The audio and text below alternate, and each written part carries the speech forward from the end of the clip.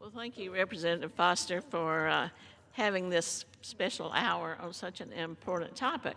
I have seen the movie House of Dynamite, and the previous year, Oppenheimer, which introduced a lot of people from the movie-going world to the development of our first atomic bomb at the Manhattan Project. So it's very important that we go from popular culture to real history and talk about this in terms of the destruction that will occur if we do not continue the New START Treaty.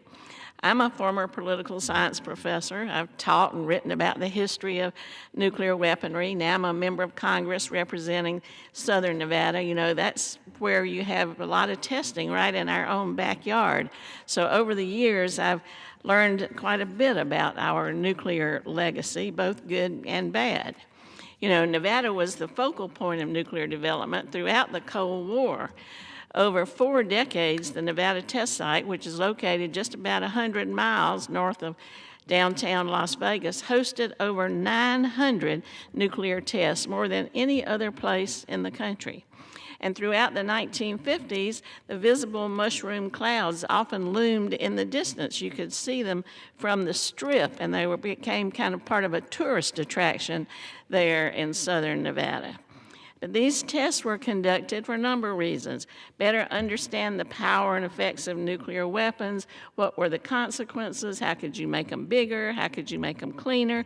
All of these things were part of that testing. And so the test site became a real player. It had a major role in shaping our policies both nationally and internationally regarding testing and non-proliferation.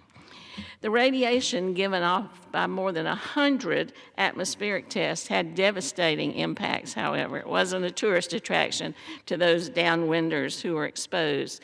That fallout caused cancer and premature deaths for thousands across the West. And that's what prompted me to introduce the PRESUME Act, which would ensure that radiation-exposed veterans who did war games there at the test site could receive their rightful benefits from the VA.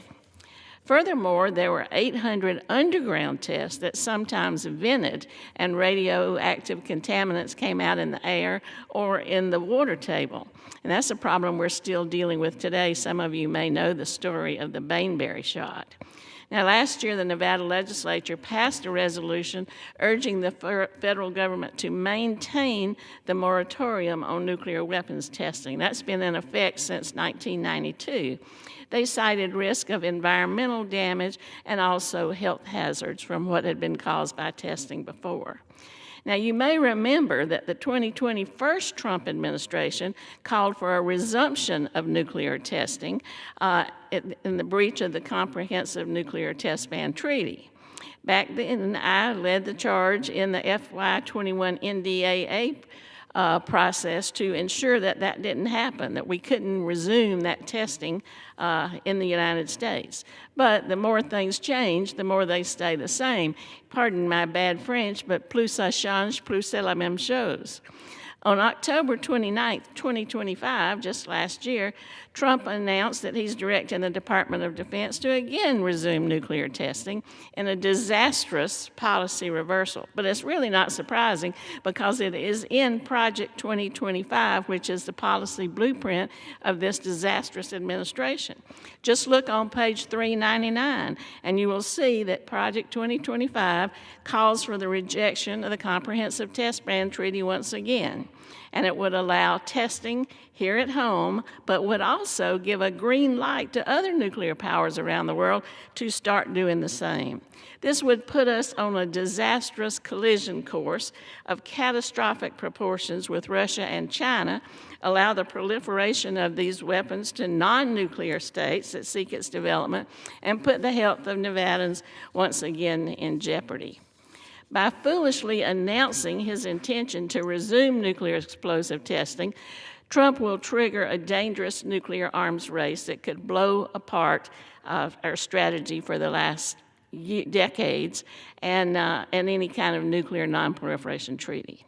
Now, there is no technical, national security, or political reason for us to resume nuclear testing.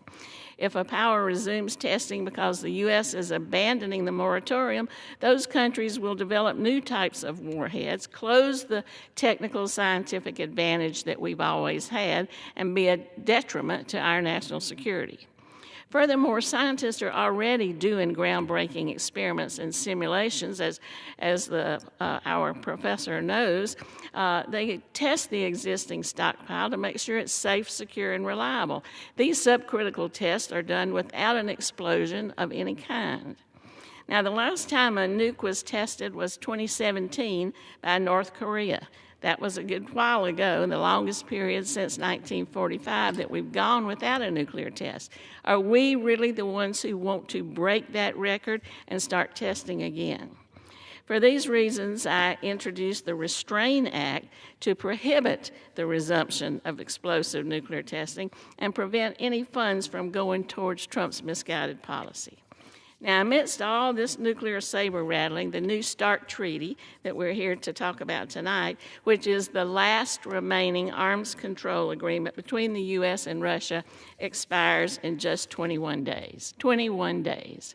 Now, that treaty caps deployed strategic nuclear warheads at 1,550 each and limits deployed systems for delivery to 700 per side. Without this treaty in force, there would be no legally binding limits on the size or composition of the U.S. and Russia strategic nuclear arsenals. This would be the first time in over half a century. Without limits, both countries could expand their nuclear forces without constraint and potentially trigger a renewed arms race internationally, just like we had during the Cold War. So letting that treaty lapse without a successor closes the door on incremental progress towards broader multilateral nuclear arms control.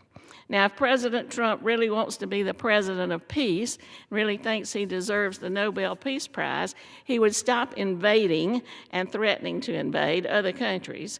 He would drop the idea of resuming nuclear testing, and he would make tangible, necessary steps to prevent New START from expiring, to make sure the catastrophic consequences of a new nuclear arms race are averted. Unless there is dramatic action, the world will be a much more dangerous place after February 4th. We cannot let that happen. Again, thank you for your time and letting me join you tonight on this important topic, and I yield back.